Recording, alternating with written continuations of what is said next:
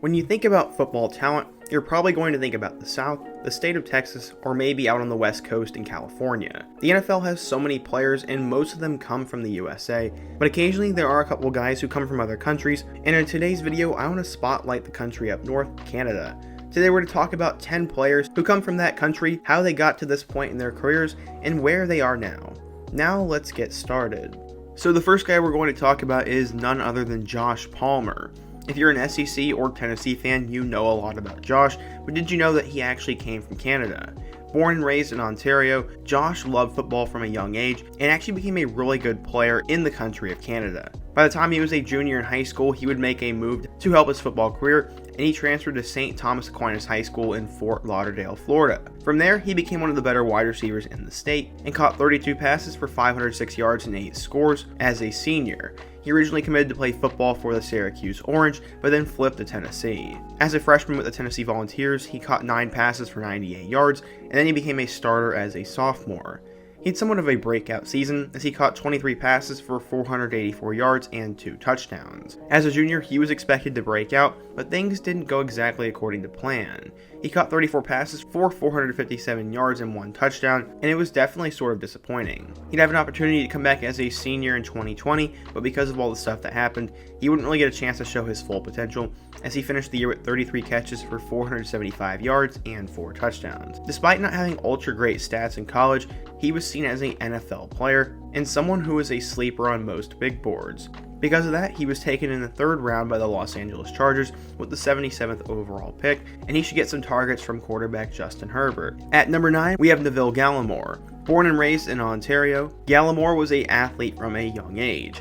He eventually went to the Canada Prep Academy, which is in Welland, Ontario, and he competed against some of the top high school football programs in America. He actually became the first Canadian-born player to be invited to the US Army All-American Bowl, but would not be able to play in it due to a knee injury. He was a big-time recruit and had over 30 scholarship offers, but he would eventually take his talents to the University of Oklahoma. As a freshman, he would play in all 13 games, starting 6 of those games, and he would have 40 tackles and 1 sack. As a sophomore in 2017, he'd play in 12 of the team's 14 games with 5 starts. He had 28 tackles and 1 sack. As a junior, he started nearly every game, had 50 tackles, 3 sacks, and even forced 2 fumbles. Finally, as a senior in 2019, he would start all 14 games, having 30 tackles, 7 TFLs, 4 sacks, and 2 forced fumbles, and because of that, he was named to the second team All-Big 12 team. He got a chance to play in the college football playoff, and was good enough to be taken with the 82nd overall pick in the 3rd round by the Dallas Cowboys. If you are a Pac-12 fan, then you are more than familiar with Jevon Holland. He was born in British Columbia, and his dad was actually a coach in the Canadian Football League. Eventually, the Holland family would move to the Bay Area, and he'd go to Bishop O'Dowd High School in Oakland, California. He'd play DB and wide receiver there, and was one of the top defensive players in the state of California. He'd later commit to Oregon to play college football, and he'd have a chance to become one of their better players. As a freshman, he'd make 2 starts and would have 42 tackles and 5 interceptions. As a sophomore in 2019, he would start all 14 games and would not disappoint.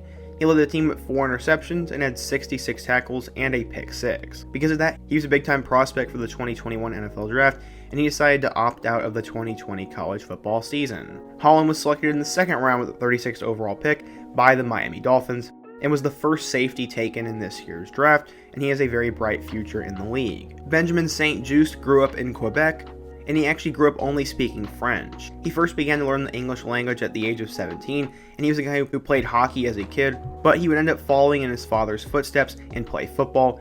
St-Juste would attend a ton of college football camps, and he was eventually offered a scholarship to play for Michigan, where he would commit. He'd play in 12 games as a true freshman, but would then injure his hamstring and redshirt. He ended up graduating from Michigan early, and then would transfer to the Minnesota Golden Gophers to be a grad transfer.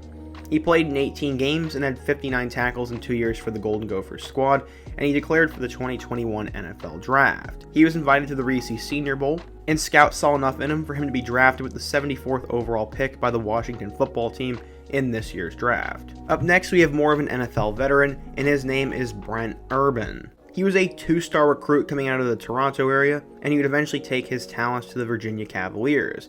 He'd played for them from 2009 to 2013. He'd have a spectacular career at the Cavaliers, and will go down as one of the better defensive linemen in Virginia football history. He was so good that he was taken in the 4th round with the 134th overall pick by the Baltimore Ravens.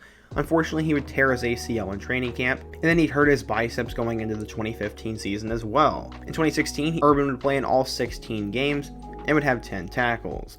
Unfortunately, going into 2017, he'd have a foot injury, and he was placed on IR.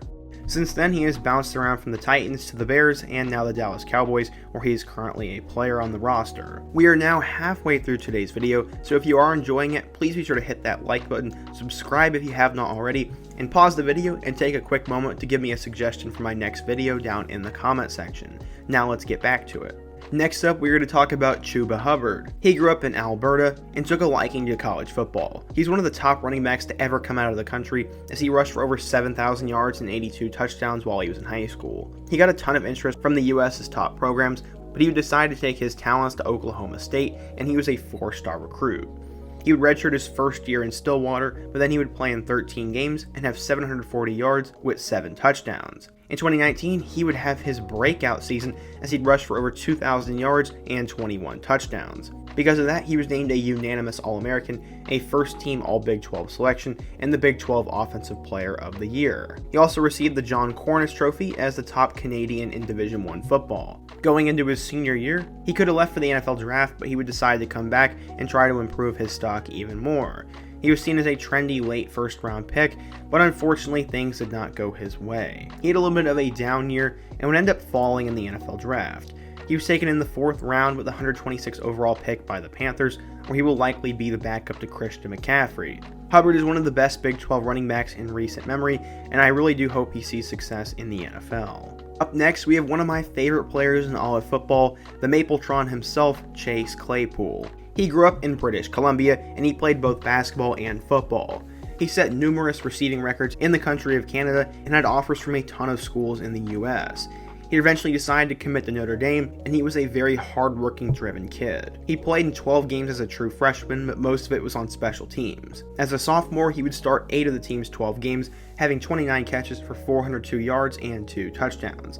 As a junior in 2018, he was expected to be the guy, and he would finish second on the team with 50 catches for 639 yards and 4 touchdowns.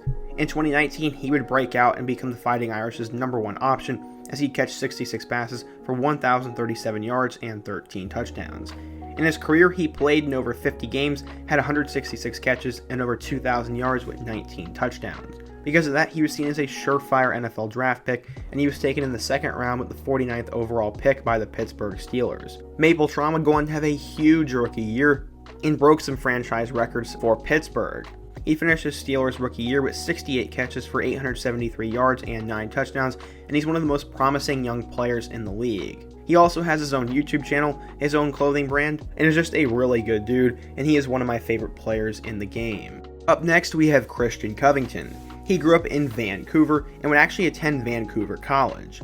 No, it was not actually a university, but more of a boarding school. He ended up being a pretty solid player and was a first-team All-Canadian guy, and he got to take his talents to Rice University. He had a really good year as a redshirt freshman for the Owls, and in 2013, he was named the starting nose tackle. After having 4 sacks, 11.5 tackles for loss, and a blocked field goal, he was named to the All-Conference USA team. In 2014, he'd have another pretty good season before he would dislocate his kneecap against Florida International. After the season, he declared for the 2015 NFL Draft and was taken in the 6th round with the 216th overall pick by the Houston Texans. He'd play a little bit as a rookie, and then in 2016, he would actually make 5 starts.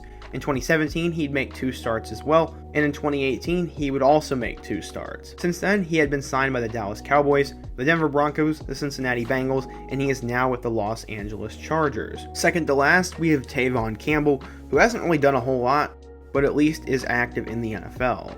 He ended up playing football for the Regina Rams and grew up in Ontario. After a solid college career, he went undrafted in the NFL draft, but was taken in the 3rd round in the CFL draft. He'd spend the first 3 years of his career up in the CFL before he would get his first chance with the New York Jets. Unfortunately, he was waived by them, but then in 2019, he was signed by the Los Angeles Chargers. He actually was promoted to the active roster, but he did not get a ton of chances. His most notable moment in professional football came when he intercepted a pass by Joe Flacco and returned it for a touchdown. Last but not least, we have N'Keal Harry. He was born in Toronto, Ontario, but eventually he would move to the Phoenix area. He would blossom into a huge recruit at Marcos Deniza High School in Tempe, Arizona, and he would become a 5-star player. He was one of the top recruits in the country and scored touchdowns on 13 of his 30 catches his junior year. He decided to stay home and commit to Arizona State over the likes of Texas A&M, Oregon, and USC, and as a freshman he definitely showed out. He caught 58 passes for 659 yards and 5 touchdowns, and also had 2 rushing touchdowns. He was named a freshman All-American and had a ton of hype going into his sophomore year. He'd live up to it as he catch 82 passes for 1,142 yards and 8 touchdowns, and he was a first-team All-Pac-12 selection. Going into 2018, he was a preseason All-American. He'd score 3 touchdowns in a game against Utah and would help them win a comeback game against Arizona. After that, he was seen as a first-round pick and decided to skip his senior year and enter the 2019 NFL Draft. He was taken in the first round as he was a New England Patriot with the 32nd overall pick. He ended up injuring his ankle and didn't play a whole lot his rookie year. He only had 12 catches for 105 yards and 2 touchdowns and was seen as a breakout candidate going into 2020. Unfortunately, he wouldn't really live up to the hype either, as he'd only catch 33 passes for 309 yards and 2 touchdowns. Overall, N'Keal Harry was a great college player at Arizona State, but for the most part, he is seen as a bust, and he's running out of time to save his career.